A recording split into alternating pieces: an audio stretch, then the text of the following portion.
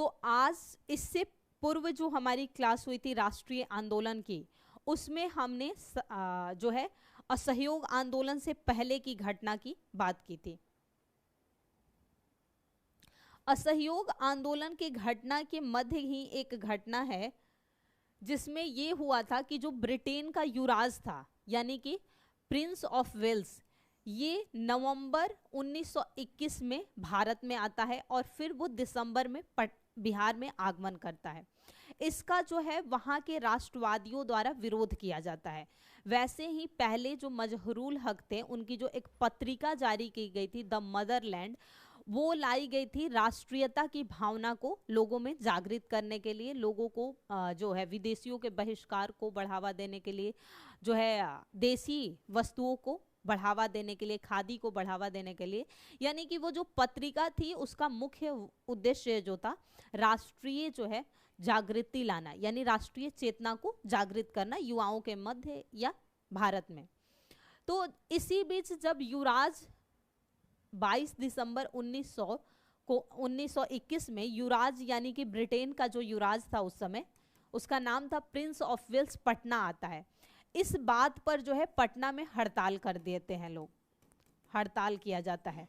जो युवा वर्ग थे या जो राष्ट्रवादी नेता थे उन्होंने जब उसका आगमन होता है पटना में तो वहां हड़ताल करते हैं और बहिष्कार करने का आह्वान करते हैं। इसी मध्य चल रही थी कौन सी, असहयोग आंदोलन चल रहा था, क्योंकि असहयोग आंदोलन का जो समय काल है 1920 से लेकर 22 के मध्य का जो समय काल है वो असहयोग आंदोलन कहलाता है।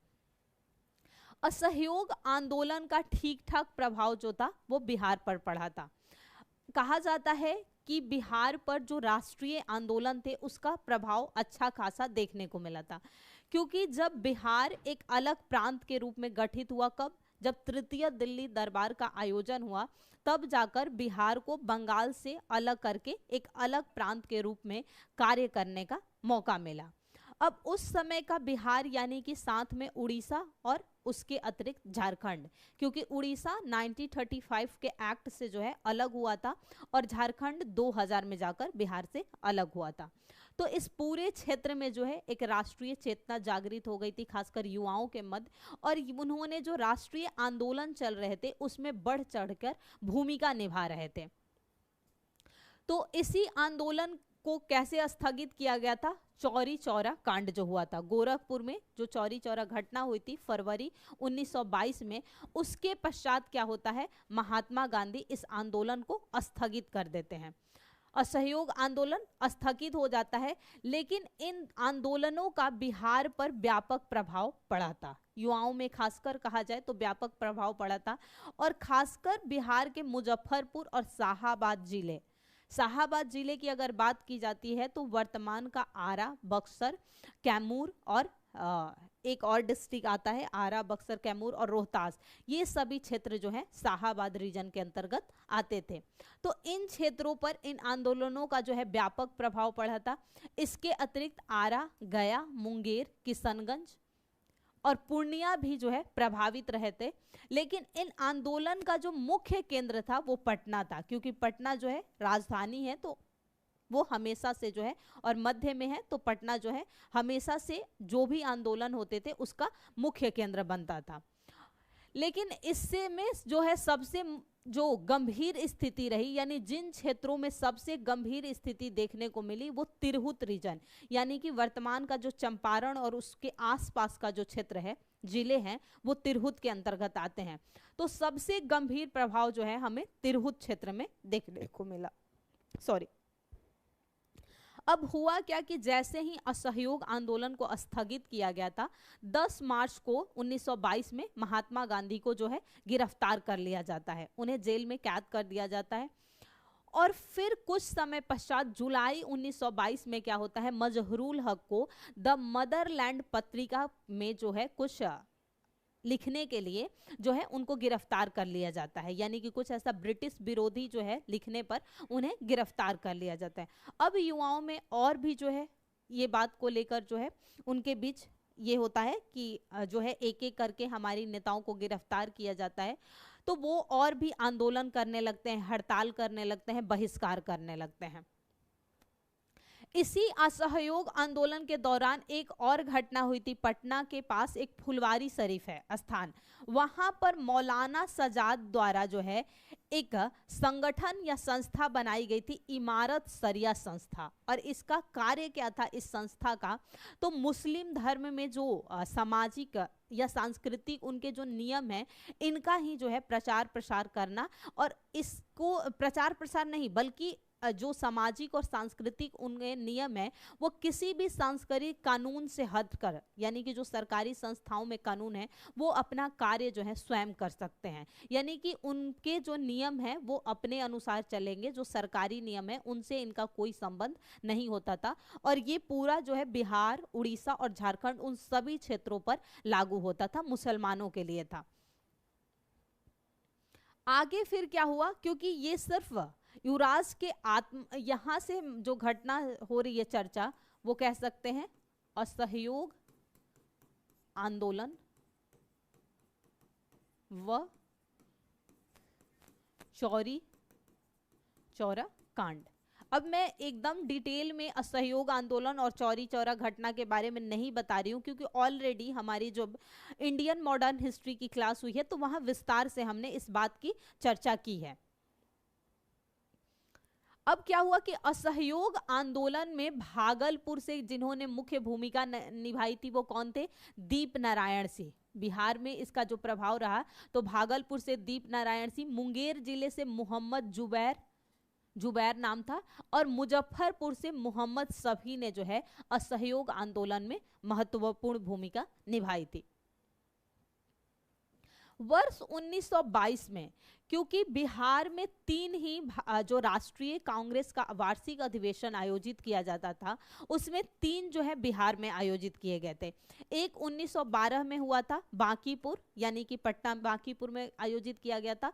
एक 1922 में गया में किया गया था, और एक जो किया गया था वो किया गया था 1940 में जाकर रामगढ़, जो कि वर्तमान के झारखंड में चला गया। अब वो बिहार का भाग नहीं रहा। जब 2000 में बिहार और झारखंड जो है एक सामाजिक राष्ट्रीय आंदोलन के तहत विभाजित होते हैं, तो रामगढ़ जो है अब वर्तमान के झारखंड में है। तो 3 ही जो है राष्ट्रीय कांग्रेस के जो अधिवेशन थे वो बिहार में आयोजित किए गए थे। 12 में माधोलकर ने जो है अध्यक्षता की थी, 1922 में चित्तरंजन दास ने की थी, और 1940 में अब्दुल कलाम ने की थी।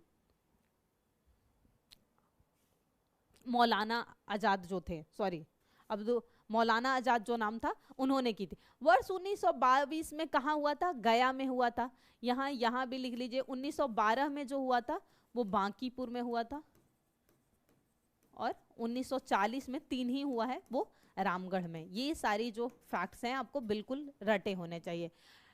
अधिवेशन में कांग्रेस द्वारा विधायिका में भाग लेने या इसके बहिष्कार को लेकर बहस हुई, और अंतिम निर्णय बहिष्कार के पक्ष में हुआ। जब ये अधिवेशन आयोजित किया गया तो इसमें ऐसा कहा गया कि जो विधायिका है उसमें भाग नहीं लिया जाएगा। जो लेजिस्लेटिव होता है उसका जब चुनाव होगा विधायिका का, स्टेट लेजिस्लेटिव का, तो वहां हम भाग नहीं लेंगे और उसका बहिष्कार करेंगे। लेकिन कुछ नेता उसमें थे जैसे मोतीलाल नेहरू और चित्तरंजन दास, ये जो थे बहिष्कार के पक्ष में नहीं थे। उनका कहना था कि हमें भाग लेना चाहिए, तो ये हुआ। लेकिन अंतिम निर्णय जब आया तो वो बहिष्कार के ही पक्ष में हुआ कि हम बहिष्कार कर देंगे। आगे क्या होता है कि फरवरी 1923 में मैंने कोशिश की है कि जितने भी इंपॉर्टेंट फैक्ट्स हैं वो नोट कर दूं, ताकि आपके लिए जो है रिवीजन करना हो वो ज्यादा आसान हो रहेगा।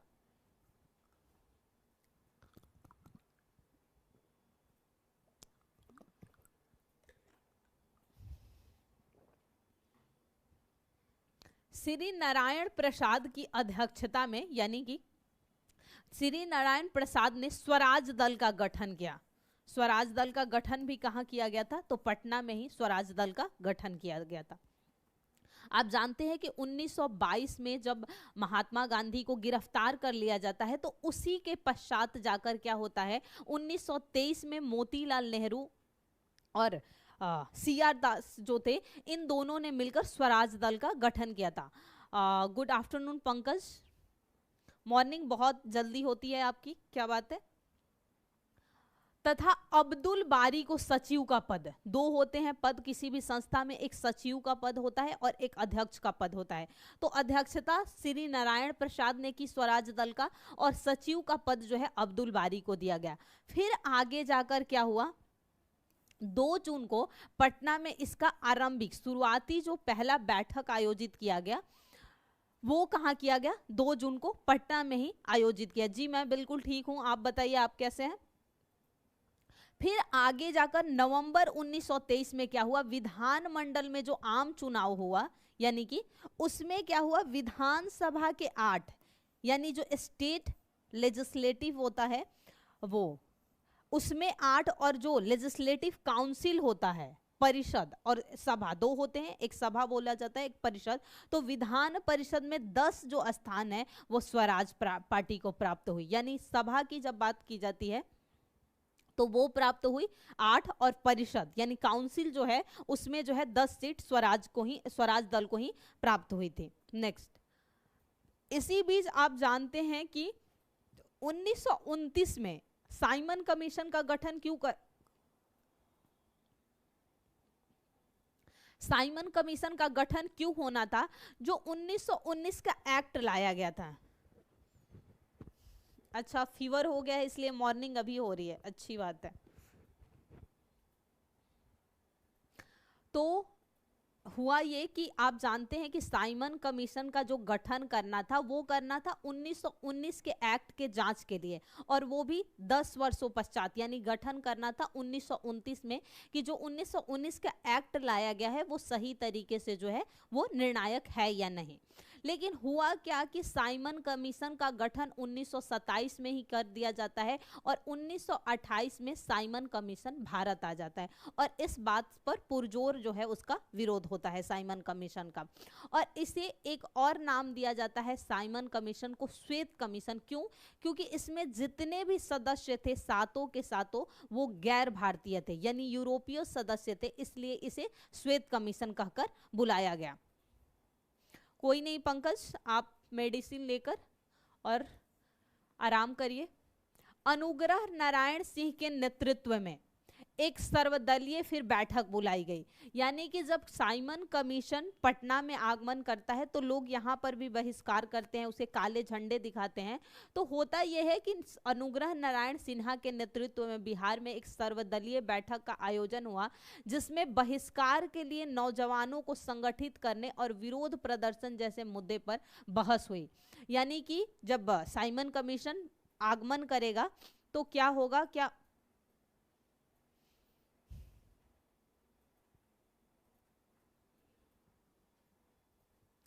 उसके लिए सारे जो युवा वर्ग थे, उन्हें इकट्ठा किया गया और उन पे विरोध प्रदर्शन, और इसी बात पर जो है बहस हो गई कि क्या विरोध किया जाएगा या फिर बहिष्कार किया जाएगा। फिर हुआ 12 दिसंबर 1928 को साइमन आयोग पटना पहुंचता है, क्योंकि 28 में ही वो आया था भारत में, फिर वो क्या करता है, पटना पहुंचता है।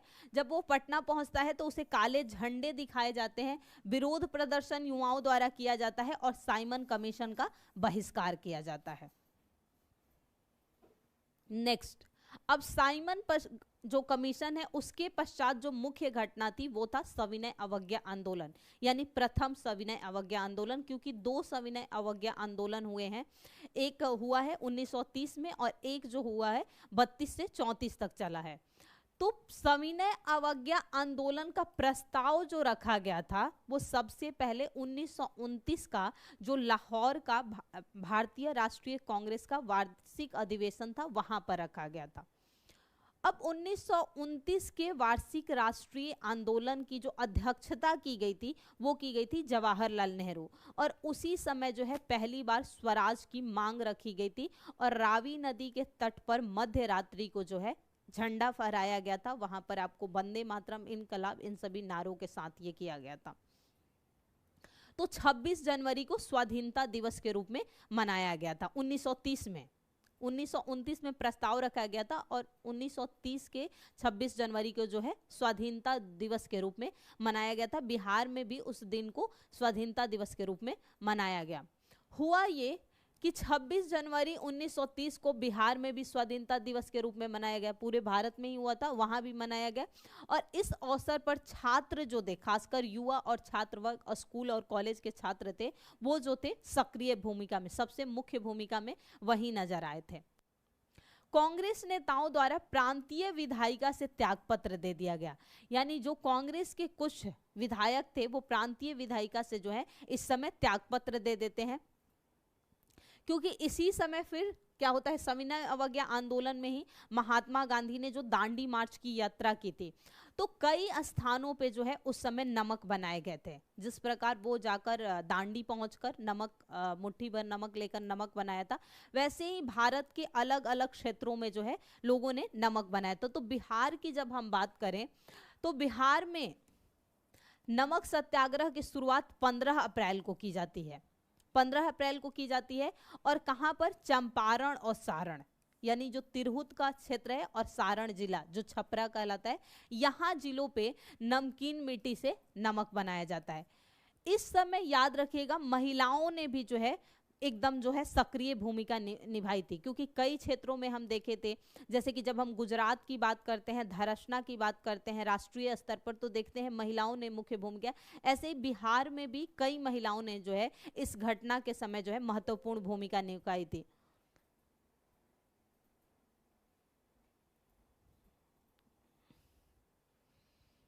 इस सत्याग्रह का प्रसार मुजफ्फरपुर, पटना और शाहाबाद आदि क्षेत्रों में, यानी कि चंपारण और सारण के अतिरिक्त सविनय अवज्ञा आंदोलन या नमक सत्याग्रह का जो देखने को मिला, वो आपको प्रसार मुजफ्फरपुर, पटना और शाहाबाद क्षेत्र, यानी कि भोजपुर, बक्सर, कैमूर और रोहतास, ये आसपास का जो रीजन है वहां देखने को मिला।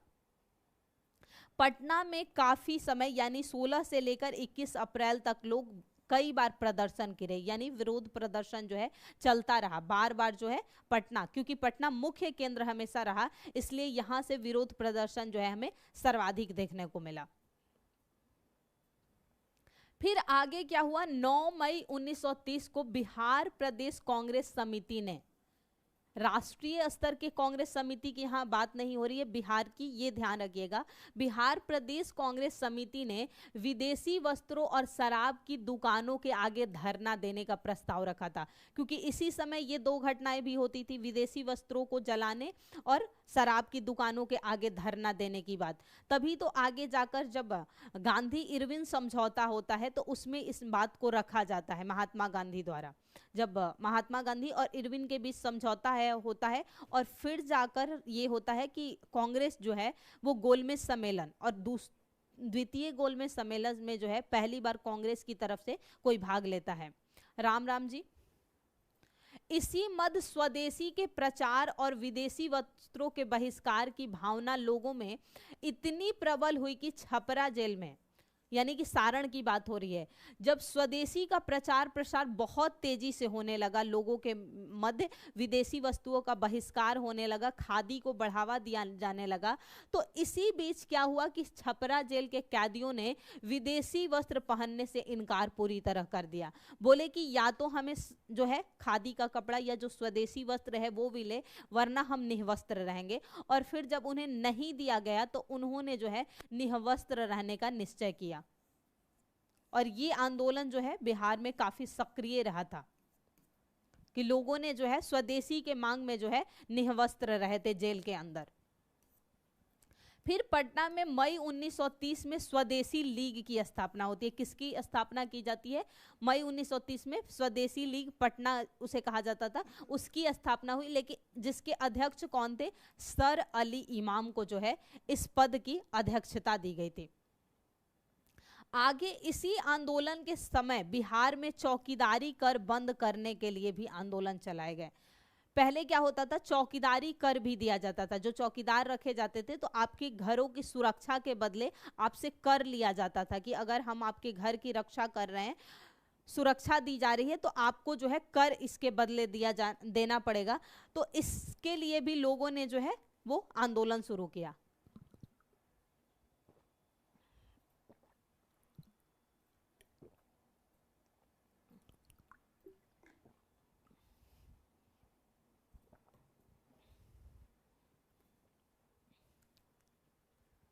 अब कर चौकीदारी कर जो है कहाँ कहाँ प्रभावित रहा बिहार में, तो याद रखिएगा सारण, चंपारण, शाहाबाद, पूर्णिया, मुंगेर, पटना और आसपास के जो जिले थे, इन सभी जिलों में जो है चौकीदारी कर को लेकर आंदोलन चलाए गए। इसी बीच क्या होता है कि कांग्रेस के कुछ प्रमुख नेताओं को गिरफ्तार कर लिया जाता है, क्योंकि ऐसा हुआ था कि कांग्रेस को जो है गांधी इरविन समझौता होता है। फिर इसी बीच एक बार हम राष्ट्रीय आंदोलन में पढ़ते हैं कि कांग्रेस को जो है एक गैर सरकारी संस्था बताते हुए उस पर जो है जब्त कर लिया जाता है, जो भी उसकी संस्था गैर कानूनी, गैर सरकारी नहीं, गैर कानूनी संस्था बताते हुए उसकी जो भी संपत्ति है उसे जब्त कर लिया जाता है, ऐसा हम पढ़े हैं। तो उसी की बात हो रही है कि ऐसा किया जाता है और फिर कांग्रेस के कुछ प्रमुख नेताओं को जो है गिरफ्तार कर लिया जाता है। 5 जुलाई को क्या किया जाता है, राजेंद्र प्रसाद को गिरफ्तार। और ये घटना पता है कब की है, 1931 की, कंफ्यूज मत हो जाइएगा। 1931 में जो है जब कांग्रेस को जो है एक गैर कानूनी संस्था बताते हुए उसकी संपत्ति को जब्त कर लिया जाता है, तो उस समय जो है कांग्रेस के कई नेताओं को गिरफ्तार करके जेल में डाल दिया जाता है, जिसमें से एक प्रमुख नेता कौन रहे, राजेंद्र प्रसाद को भी गिरफ्तार कर लिया जाता है। क्योंकि इनका संबंध जो है बिहार से है, तो हम बिहार के बारे में पढ़ रहे हैं, तो हम उन्हीं जो है व्यक्तित्व की बात करेंगे मेनली, जिनका संबंध मुख्य रूप से बिहार से रहा और इन्हें 6 महीने की कैद सुना दी जाती है।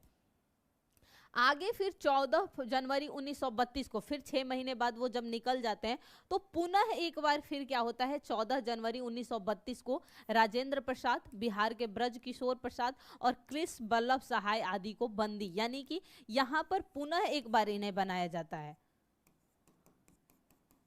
एक बार जो है कैद कर लिया जाता है। क्योंकि पहली बार जो सविनय अवज्ञा आंदोलन 1932 तक हुई थी, 30 से 32 तक की घटना थी।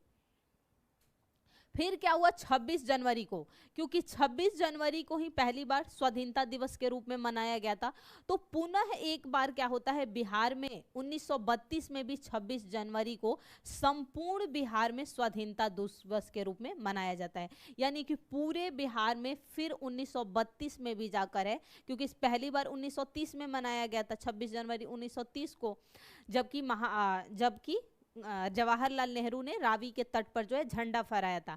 लेकिन पुनः एक बार क्या होता है 32 में भी पूरे बिहार में जो है स्वाधीनता दिवस के रूप में मनाया जाता है। उसी मध्य मोतिहारी यानी कि चंपारण की बात हो रही है। वर्तमान में जो चंपारण 2 भागों में विभाजित है, एक पूर्वी और एक पश्चिमी चंपारण। पश्चिमी चंपारण जो है उसका हेडक्वार्टर जो है वो है बेतिया और पूर्वी का जो है मोतिहारी। तो मोतिहारी में एक घटना हुई, इसमें जो है बहुत सारे गोली चले, इस गोली कांड में कई लोग मारे गए, यानी कि जब अंधाधुंध गोलियां चली तो इसमें काफी लोग जो है मारे गए थे। और इसी बीच होता है सांप्रदायिक पंचाट, किसका, रैमजे मैकडॉनल्ड का। 1932 की ये भी घटना है, सितंबर के आसपास की घटना है। इसी के बाद जो होता है पूना पैक्ट होता है, जिसमें महात्मा गांधी और अंबेडकर के बीच समझौता होता है। वो सब राष्ट्रीय आंदोलन में हमने विस्तार से पढ़ा है, तो बस सिर्फ समझिए कि जब रैमजे मैकडॉनल्ड द्वारा जो सांप्रदायिक पंचाट लाया जाता है, जिसे हम हिंदी में सांप्रदायिक अनुदान कहते हैं, इसके विरुद्ध हरिजनों के उद्धार का गांधी जी ने आह्वान किया। क्योंकि इसमें क्या कहा गया था, हिंदू, मुसलमान और बाकियों के अतिरिक्त दलितों के लिए भी दिया जाएगा। लेकिन इस बात से अंबेडकर जो है महात्मा गांधी नहीं मानते हैं, और उसी के बाद जो है महात्मा गांधी और सुभाष चंद्र बोस में जो है क्या होता है, इन दोनों के मध्य जो है एक समझौता होता है, जो कि पूना पैक्ट कहलाता है। तो ये होता है। और जब हरिजन संघ की, यहीं पर पूना पैक्ट के पश्चात जो महात्मा गांधी हैं हरिजन संघ की शुरुआत करते हैं, हरिजन संघ की शुरुआत करते हैं। फिर ये हरिजन यात्रा भी निकालते हैं, हरिजन पत्रिका भी निकलती है। इसी समय सारी घटना जो थी वो पूना पैक्ट के पश्चात की ही घटना थी। बिहार में हरिजन सेवक संघ की शाखाएं खोली गई। जब महात्मा गांधी ने हरिजन संघ की स्थापना की, तो बिहार में भी जो है हरिजन सेवक संघ की कई जो है ब्रांचेज खोली गई। उसके बाद फिर 12 जुलाई 1933 को गांधी जी ने सामूहिक सविनय अवज्ञा के स्थान पर अब व्यक्तिगत सविनय अवज्ञा का प्रस्ताव रखा, जो हम व्यक्तिगत सत्याग्रह के नाम से जानते हैं, जिसमें प्रथम सत्याग्रही हम कहते हैं कि विनोबा भावे थे, दूसरे जवाहरलाल नेहरू और तीसरे जो थे बिहार से संबंधित ब्रह्मादत्त जिनका नाम था। अब उसकी बात हो रही है, कहाँ इसे क्या कहते हैं हम, व्यक्तिगत सत्याग्रह के नाम से जानते हैं। यहाँ व्यक्तिगत सविनय अवज्ञा आंदोलन कहा गया है, इसे हम व्यक्तिगत सत्याग्रह शुरू किया गया, क्योंकि सविनय अवज्ञा आंदोलन भी जो है असफल ही रहा प्रथम, क्योंकि जब दूसरे वो गोलमेज सम्मेलन में जाते हैं महात्मा गांधी, उनकी मांग नहीं पूरी होती है तो वे फिर वापस आ जाते हैं। अब बिहार में जो है याद रखिएगा व्यक्तिगत जो सत्याग्रह शुरू किया गया था इसका काफी अच्छा प्रभाव रहा और लगभग 880 सत्याग्रही इस समय जेल गए थे। और जो तीसरे सत्याग्रही थे इस व्यक्तिगत सत्याग्रह में, तीसरे जो सत्याग्रही थे वो थे ब्रह्मादत्त। और एक बार ये प्रश्न पूछा भी है। फिर आगे क्या होता है, अप्रैल 1934 को गांधी जी ने पटना में अपने एक वक्तव्य में आंदोलन स्थगित करने की सलाह दी। यानी कि अब कोई भी जो है ब्रिटिश की तरफ से कुछ भी ऐसा निर्णायक जो निर्णय नहीं आ रहा था सही, तो इन्होंने स्थगित करने की जो है कहा कि हम जो है ये व्यक्तिगत सत्याग्रह जो है इसे स्थगित कर देते हैं। 18 मई को बिहार प्रदेश कांग्रेस समिति, याद रखिएगा जो राष्ट्रीय कांग्रेस समिति थी उसी के तर्ज पर बिहार में भी बिहार प्रदेश कांग्रेस समिति का गठन हुआ है। तो जहां ये लिखे वहां राष्ट्रीय नहीं, याद रखिएगा बिहार की जो थी उसकी बात हो रही है। इसने इसका समर्थन किया, यानी कि ये जो कांग्रेस समिति थी इसका समर्थन किया और बिहार में आंदोलन स्थगित कर दिया गया। जो व्यक्तिगत सत्याग्रह था अब बिहार में स्थगित कर दिया गया।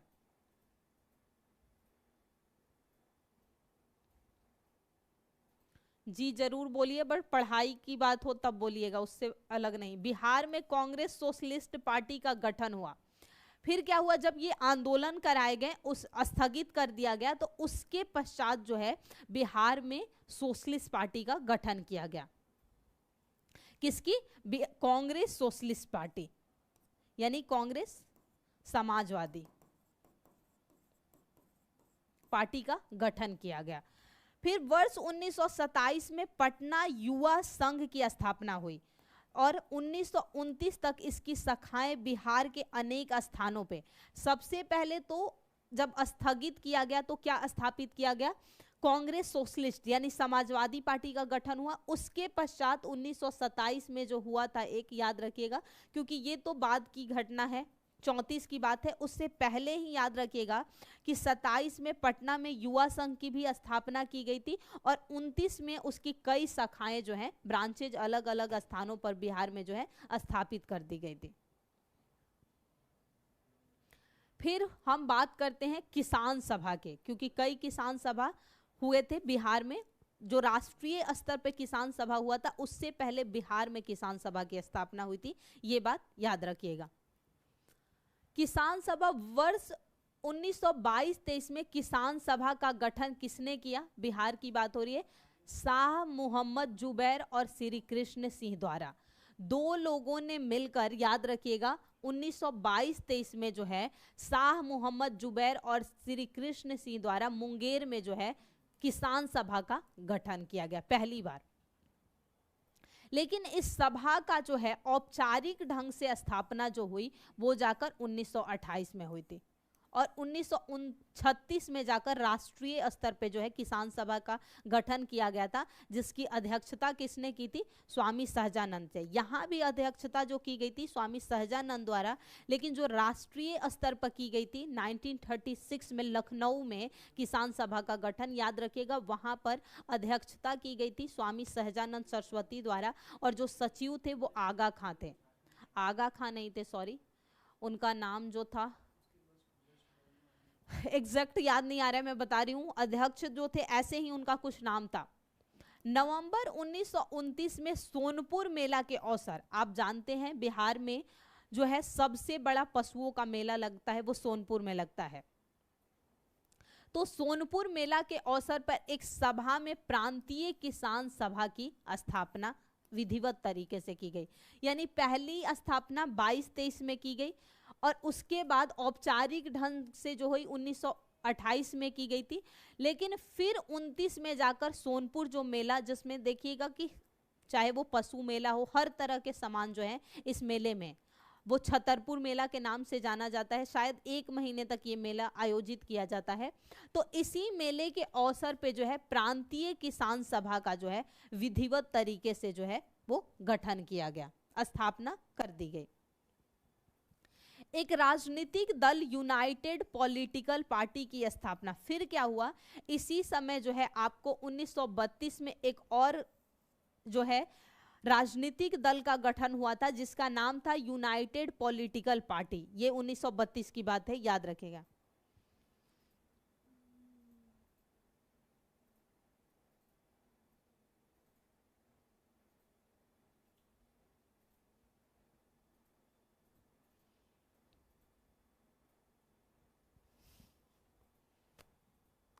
किसान सभा द्वारा 1933 में जो ये किसान सभा 29 में विधिवत तरीके से गठित कर दी गई, वो याद रखिएगा एक जांच समिति का गठन भी किया गया।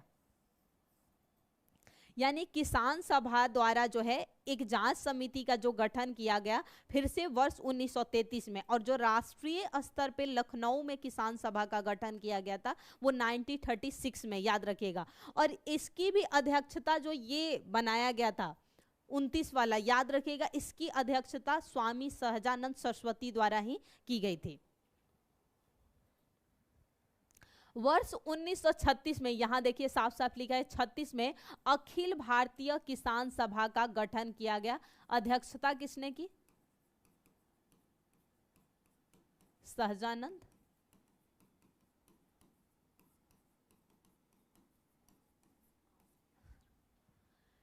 वर्ष 1937 के चुनाव से पहले कांग्रेस और किसान सभा के मध्य समझौता हुआ। यानी कि 1937 में जो चुनाव हुआ था उससे पहले क्या हुआ था, कांग्रेस और किसान सभा इन दोनों के मध्य समझौता हुआ और कांग्रेस ने अपनी चुनावी घोषणा, आप जानते हैं चुनाव से पहले जो भी पार्टी होती है वो चुनावी घोषणा करती है, चुनावी वादे करती है कि हम ये करेंगे। तो उस चुनावी घोषणा में किसानों की समस्याओं की चर्चा की गई कि किसानों के साथ ये समस्याएं जो है हमें देखने को मिल रही है। इसी तनाव के कारण चंपारण, सारण यानी छपरा और मुंगेर की जिला कांग्रेस समितियों ने अपने सदस्यों को किसान सभा के जुलूसों में भाग लेने से रोक दिया। पहले तो इन्होंने समझौता किया कि हाँ हम अपने घोषणा पत्र में आपकी समस्याओं को रखेंगे, लेकिन बाद में इन दोनों के बीच मतभेद होने पर इन्होंने क्या किया, किसान सभा के जुलूस में भाग लेने से रोक दिया। इससे किसान क्या हुए, नाराज हो गए, क्योंकि पहले ही समझौता आपने खुद किया और फिर जो है अलग हुए। अब क्या हुआ, किसानों द्वारा जमींदारों, क्योंकि ज्यादातर जो परेशानियां थी वो जमींदारों से ही होती थी, क्योंकि ब्रिटिश जो है जमींदारों को बिचौलिया के रूप में उपयोग करते थे, उन्हीं के पास भूमि का एक बहुत बड़ा जो है भाग होता था। तो किसानों ने जमींदारी के उन्मूलन की मांग को लेकर आंदोलन शुरू कर दिया और इस आंदोलन में जो महत्वपूर्ण भूमिका निभाई थी कार्यानंद शर्मा, किसने निभाई थी, कार्यानंद शर्मा ने जो है महत्वपूर्ण भूमिका निभाई थी। स्वामी सहजानंद ने साम्यवाद में दिलचस्पी, यानी कि ये जो स्वामी सहजानंद सरस्वती थे ये जो है किसानों के साथ इनका जो संबंध था साम्यवाद में था। तो ये कार्यानंद, बस याद रखिएगा, जमींदारी उन्मूलन में जिसने भूमिका निभाई थी वो थे कार्यानंद शर्मा। वर्ष 1937 में, क्योंकि किसान जो है कांग्रेस से अलग हो गए थे और ये जो है साम्यवाद में दिलचस्पी लेने लगे थे, इसलिए इनका भी जो है दिलचस्पी स्वामी सहजानंद का भी जो है उधर ही है, किसानों के ही पक्ष में ये थे, इसलिए क्योंकि कांग्रेस से ये लोग अलग हो चुके थे। वर्ष 1917 की बोल्शेविक क्रांति और साम्यवादी विचारों के प्रसार ने इसकी पृष्ठभूमि रची। 1917 में जो बोल्शेविक क्रांति हुई थी उसमें भी जो है समाजवादी जो विचारधारा थे उसका जो है बड़े पैमाने पर प्रचार प्रसार किया गया। फिर क्या हुआ, 1919 में जमालपुर में मजदूरों की हड़ताल हुई थी, अलग अलग। अब यहां से हम समझ सकते हैं ये मजदूर आंदोलन हो रहे हैं, किसान के साथ साथ इस बीच मजदूर आंदोलन भी शुरू हो गए।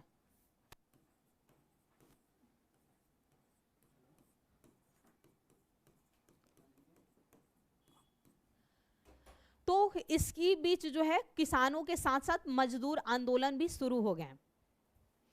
पंकज, अगर आपको मुझसे बात करनी है तो जो ऑफिस का नंबर है आप उस पर कॉल करना, और आप जो भी टीचर उठाएं उन्हें बोल देना कि मुझे रितु मैम से बात करना है, वो करा देंगे। आपको जो भी बात करनी होगी आप मुझे बता दीजिएगा। आपको जो है ऐड में दिए रहते हैं, नंबर एक दिया हुआ है, वहां पर आप कॉल करके बोलना कि रितु मैम से बात करनी है, बात करा दी जाएगी। आपको जो भी बात पूछना होगा आपको, आप पूछ लीजिएगा। तो वर्ष 1919 में जमालपुर में मजदूरों ने हड़ताल की। वर्ष 1920 में एस एन हल्दर, मजदूरों की बात हो रही है, अब किसानों की बात नहीं हो रही है, एस एन हल्दर तथा ब्योकेस, ब्योकेस नहीं है बल्कि ये टाइपिंग एरर है, ब्योमेस, ब्योमेस, व्योमेश चक्रवर्ती के नेतृत्व में जमशेदपुर, झारखंड की बात हो रही है, जमशेदपुर वर्कर्स एसोसिएशन की स्थापना की गई। यानी कि अब जब मजदूरों की भी हड़ताल शुरू होने लगे अलग अलग क्षेत्रों में, जैसे कि बंगाल, उड़ीसा, बिहार, झारखंड, यहाँ पर जो है मजदूर हड़ताल करने लगे अपने कारखानों में। तो हुआ ये कि 1920 में क्या हुआ था, एस एन हल्दर और व्योमेश चक्रवर्ती के नेतृत्व में जमशेदपुर वर्कर्स एसोसिएशन की जो है स्थापना की गई थी। फिर क्या हुआ, लगातार कई वर्षों तक जो है मजदूर हड़ताल चलते रहे, जिसमें से कहा जाता है कि 1920, 22, 25, 28 में जमशेदपुर, झारखंड में जो Tata iron and steel workers company है, इसमें जो है मिलों में मजदूरों ने हड़ताल की। यानी कि किसानों के साथ साथ अब मजदूरों ने भी जो है हड़ताल शुरू कर दी थी। तो लगातार कई वर्षों तक अलग अलग क्षेत्रों में, यानी कि जिसमें मेनली झारखंड, बंगाल, उड़ीसा, बिहार, इन प्रांतों में कहा जाए तो जो मजदूर थे वो हड़ताल करने लगे। वर्ष 1925 और फिर पुनः 1928 में मजदूर संगठन का पुनर्गठन किया गया। पहले तो गठन हुआ ही, उसके बाद भी 25 में और फिर 28 में मजदूर संगठन का जो है गठन किया गया। अब बिहार सोशलिस्ट पार्टी का जो है गठन होता है, तो थोड़ी सी चर्चा जो है हम बिहार सोशलिस्ट पार्टी के बारे में कर लेते हैं। युवा वर्ग ने शुरुआत से ही सरकार द्वारा श्रमिक जो आंदोलन का विरोध हो रहा था कृषकों के प्रति, क्योंकि युवा जो थे ये कहते थे कि हम प्रार्थना पत्र इन माध्यमों से जो है मांग नहीं रखेंगे, इनका सीधे सिंपल फंडा था, हड़ताल करेंगे, विरोध प्रदर्शन करेंगे, बहिष्कार करेंगे, क्योंकि जानते हैं युवा वर्ग जो होते हैं उनमें जोश अधिक होता है, तो वो शांति से नहीं कर सकते थे। तो उन्होंने हमेशा ही जो है सरकार द्वारा जो श्रमिक आंदोलनों का विरोध, कृषकों के प्रति जो अत्याचार हुए थे, या फिर जो राजनीतिक बंदियों के साथ दुर्व्यवहार, बार बार जो उन्हें जो है जेल में डाला जाता था, कैद कर लिया जाता था, गिरफ्तारी कर लिया जाता था, इन सभी सवालों पर जो है विरोध प्रदर्शन किया था कि क्यों जो है ऐसा किया जा रहा है। वर्ष 1931 में गंगा शरण सिन्हा, राम वृक्ष बेनीपुरी, रामानंद मिश्रा आदि ने बिहार सोशलिस्ट पार्टी नामक एक संगठन, इस संगठन को कई व्यक्तियों ने गठन किया है। तो ऐसा प्रश्न पूछा जाएगा तो आपको ऑप्शन में हो सकता है दिया हो उपर्युक्त में से एक से अधिक, तो याद रखिएगा 1931 में गठन किया गया था बिहार सोशलिस्ट पार्टी का। गंगा शरण सिंह, राम वृक्ष बेनीपुरी और रामानंद मिश्रा, इन सभी व्यक्तित्वों ने जो है महत्वपूर्ण भूमिका निभाई थी। बिहार सोशलिस्ट पार्टी की औपचारिक जो स्थापना हुई वह वर्ष 1934 में। वैसे तो 31 में कहां पर, पटना के अंजुमन इस्माइलिया जो हॉल है वहां पर हुई थी। और यहाँ अब अध्यक्षता, क्योंकि युवाओं की बात हो रही है तो युवाओं के लिए हक में कौन लड़ाई रहता था, एक तो मुख्य थे जयप्रकाश नारायण, उसके अलावा नरेंद्र देव नाम था, एक मीनू मशानी, ये सभी जो थे युवा नेताओं के पक्ष में थे ये जो थे। तो इनकी जो अध्यक्षता की गई थी वो नरेंद्र देव द्वारा, और जो सचिव बनाए गए थे वो जयप्रकाश नारायण जो है बनाए गए थे। इन सदस्य में कौन थे जो कि यहाँ पर गठन किए थे, राम वृक्ष बेनीपुरी, गंगा शरण सिंह, योगेंद्र होना चाहिए, योगेंद्र शुक्ल, अब्दुल बारी, कर्पूरी ठाकुर और बसावन सिंह, इन लोगों ने जो है महत्वपूर्ण भूमिका निभाई थी।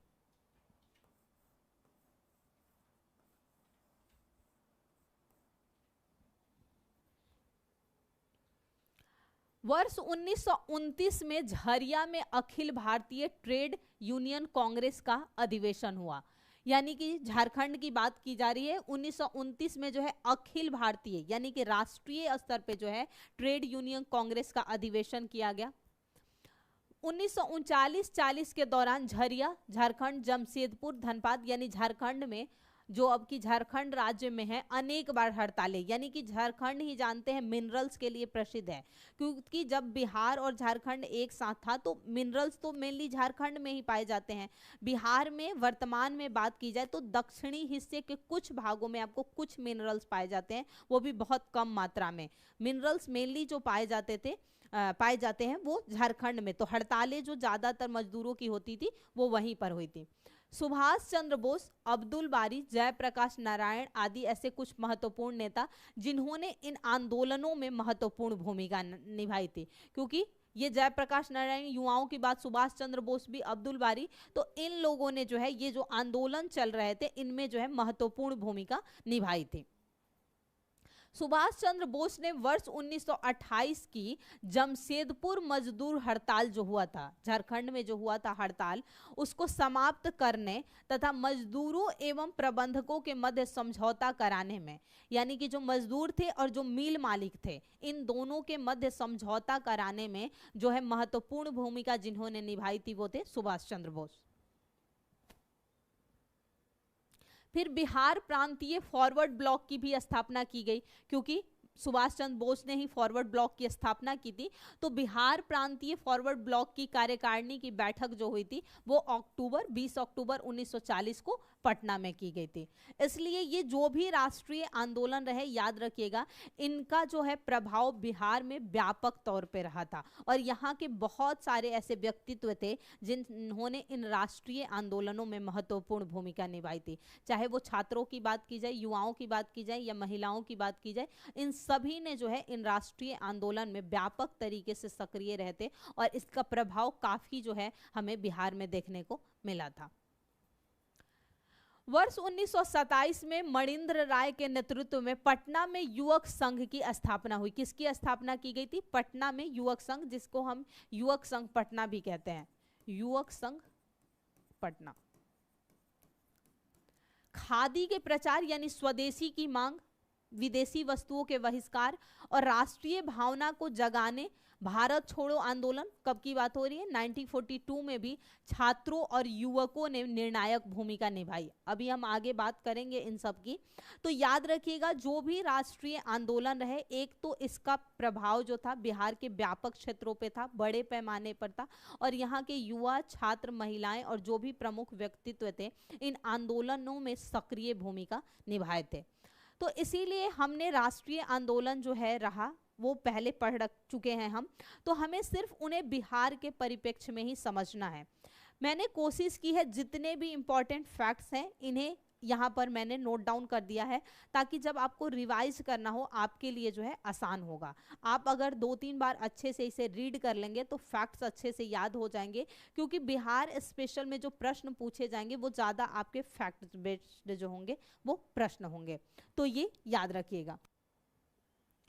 तो आज के लिए इतना ही है, तो फिर कल तो क्लास होने वाली है नहीं, कल संडे है तो फिर कल मस्ती करना है। परसों जो क्लास होगी, परसों भी हम राष्ट्रीय आंदोलन के पार्ट 3 की बात करेंगे, यानी राष्ट्रीय आंदोलन का बिहार पर क्या प्रभाव रहा और इसके बाद जो है कुछ घटनाएं घटित हुई थी, उन सब की जो है हम एक एक कर चर्चा करेंगे। इसके अतिरिक्त किसान आंदोलन, जनजाति आंदोलन या जो जन विद्रोह हुए हैं और 1857 के विद्रोह की चर्चा जो है हमारी छूट चुकी है, तो हम एक सेशन में जो है उसे कवर कर लेंगे। तो चलिए फिर आप सभी अपना ख्याल रखिए और मुस्कुराते रहिए। फिर मिलते हैं मंडे को आपसे दोपहर 3:30 में और बिहार स्पेशल के ही साथ। 2 दिन जो आपकी क्लासेस चलेगी वीक में वो बिहार स्पेशल की होगी, बाकी जो क्लासेस आपकी चलेगी वो चलेगी आपकी जो MCQ की क्लास चल रही है सिलेक्शन सीरीज के तहत वो चलेगी। एक बात और याद रखिएगा, ऐप पर आपकी 2 क्लासेस चल रही है, जिसमें से एक समग्र बैच के नाम से, जिसमें सभी टीचर अपने अपने सब्जेक्ट को कवर कराएंगे और एक सभी टीचरों की अपनी स्पेसिफिक क्लास चल रही है। I mean, मैं जैसे हिस्ट्री पढ़ाती हूँ तो मेरी हिस्ट्री की स्पेसिफिक क्लास चल रही है, वहाँ पर आपको प्री और मेंस दोनों ही पर्सपेक्टिव से पढ़ाया जाता है। वहाँ पर आंसर राइटिंग के भी जो है फॉर्मेटिंग कराए जाते हैं। तो ये क्लासेस चल रही है आपकी ऐप पर, कम से कम 7-8 क्लासेस जो है आपकी हो चुकी है। तो जो भी आप में से इंटरेस्टेड हैं वो ऐप पर जाकर जो है क्लास को वहाँ से परचेज कर सकते हैं। बाकी जो भी फीचर्स हैं सब कुछ दिया हुआ है, वहाँ से आप परचेज कर सकते हैं। और समग्र बैच में है कि आपको सभी टीचरों की क्लास जो है एक साथ मिल जाएगी, सभी अपने, लेकिन वो प्री पॉइंट ऑफ व्यू से जो है पढ़ाया जाएगा। तो चलिए फिर आप सभी